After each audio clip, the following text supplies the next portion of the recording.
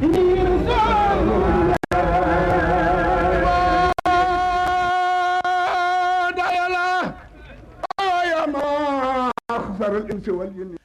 grotte de Ngor, constamment caressée par les flots de l'océan. L'endroit est un lieu de prière pour les Layènes. Les historiens et hagiographes de la communauté en conviennent. La lumière de Seydina Limamou y a séjourné, dit-on, pendant 1000 années. À côté de Ngor, Yoff est un autre site d'importance pour les fidèles. C'est ici que l'Imamou a lancé son appel en 1883. La place conquise sur la mer accueille chaque année les Layènes pour les prières de Korité, de Tabaski et à l'occasion de la commémoration de l'appel. Le puits que Baye y a creusé est toujours un objet de curiosité. Son eau reste encore douce malgré la proximité avec le Grand Bleu. À l'est, le mausolée Auguste. Ici repose Baye. À ses côtés, ses fils Mam Babakar et Mam Malik. Et un peu plus loin, Mam Alassane Laye. Autre lieu de prière à Yoff, le mausolée de Seydina Magnon, le troisième calife, et celui de son fils et successeur, Baye Sidi Thiaw.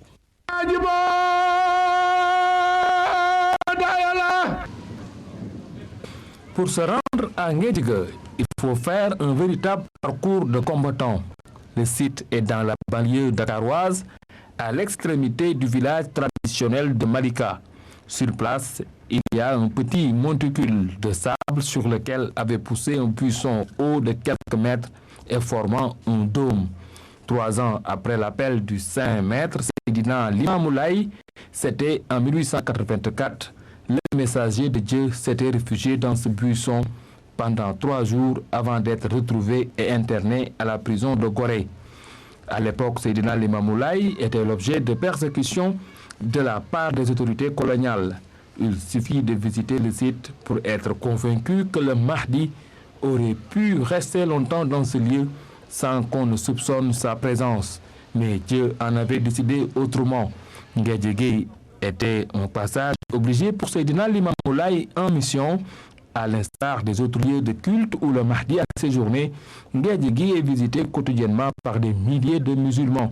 Aujourd'hui, le site tend de plus en plus vers la modernité grâce au dynamisme des talibés laïens.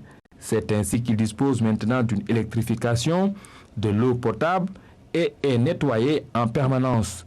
Aussi bénéficie-t-il d'une bonne sécurité de jour comme de nuit. Et malgré son éloignement apparent, aujourd'hui le site s'est rapproché davantage de Dakar et des autres localités grâce à une route goudronnée qui a été aménagée par l'État sénégalais. Ce qui fait que de nos jours, les talibés se rendent en masse facilement à Nguédigue. Nul doute qu'à l'occasion de la célébration de cet appel 2008, ils seront encore des milliers à visiter et prier sur ce lieu saint.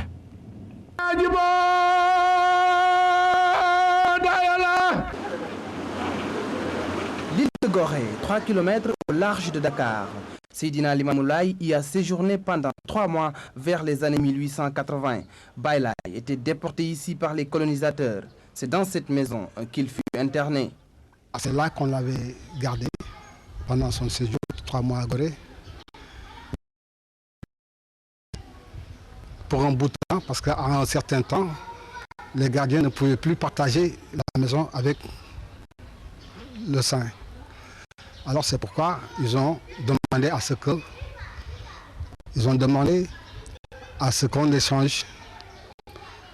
Alors ça a été fait. Alors Seydina Limamou était là tout seul. Donc il n'était pas en prison ni en captivité. Il était là parce qu'il devait être là. Il avait certainement quelque chose à faire au niveau de Gorée. D'après les témoignages, Seydina Limamou Laye se retirait souvent dans cette grotte. C'était pour lui un lieu de dévotion et d'adoration de Dieu. Quand il devait rester seul, c'est là qu'il venait faire ses prières, et demander à Dieu, accomplir une partie de sa mission qu'il est venu faire ici à Gorée. L'autre site où Baye Laye a séjourné ici à Gorée, c'est l'ancien phare, devenu aujourd'hui un musée. Le saint homme fut emprisonné dans ce bâtiment. Une épreuve que Seydina Limamou Laye a supportée avec foi jusqu'à ce que les colonisateurs le libèrent.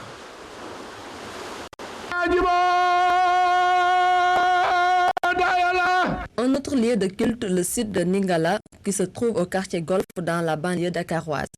Il fut créé par Seydina Limamou Laye et l'on raconte que c'était pour loger les fidèles venus des régions de l'intérieur du pays pour répondre à son appel.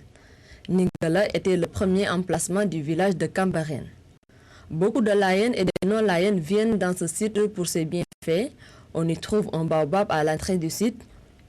À quelques mètres du baobab est assis le gardien du lieu, le vieux Abdoulaye Fall, qui oriente les visiteurs tout en formulant pour eux des prières. Il y a aussi un puits dont l'eau douce possède de multiples vertus thérapeutiques. Des gens viennent de partout pour en boire, se laver et en emporter.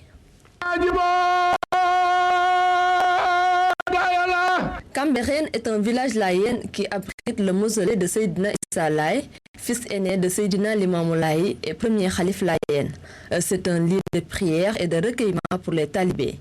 Il est en pleine réflexion et le khalife général Serigne Abdoulaye Thiaw Laye a confié les travaux à la jeunesse laïenne. C'est une marque de confiance et d'estime pour sa jeunesse. Le mausolée, c'est Seydina Abdoulaye Thiaw qui est le maître d'œuvre, parce que c'est lui qui est l'initiateur de ce projet. Et comme vous le voyez, c'est un projet très grandiose qui a regroupé l'ensemble de la communauté laïenne pour réaliser cette œuvre. La proximité du mausolée avec la mer a nécessité la fourniture de matériel approprié pour le protéger de l'érosion côtière. Nous avons utilisé les diverses techniques de construction modernes. Nous avons, dans un premier temps, fait des études techniques, des études architecturaux. Ensuite, nous avons fait les études en béton armé et tout. Parce que cet édifice, normalement, sur le plan de la construction, doit vraiment être quelque chose de solide. Donc nous avons pris toutes les dispositions nécessaires pour faire une construction dans les règles des normes de construction. Vous savez que nous vivons dans un milieu agressif. Il y a la mer qui vraiment... Il n'y a aucune construction qui ne peut pas tenir. Donc nous avons pris ce facteur.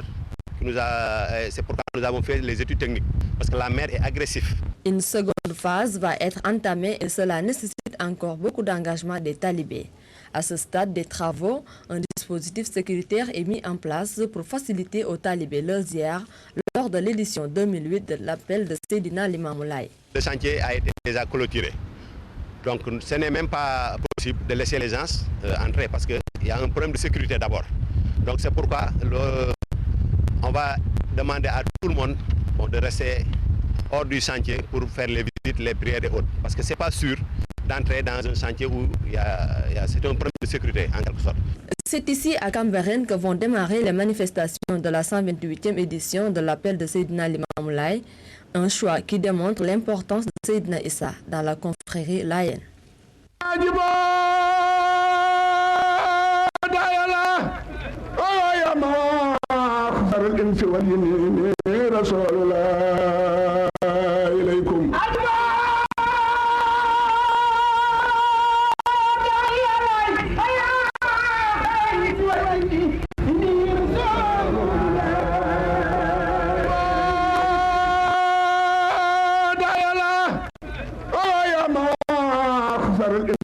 La communauté laïenne célèbre donc demain le 128e appel de Seydina Limamou Laye. La RTS vous donne rendez-vous pour vous faire vivre les temps forts de cet événement.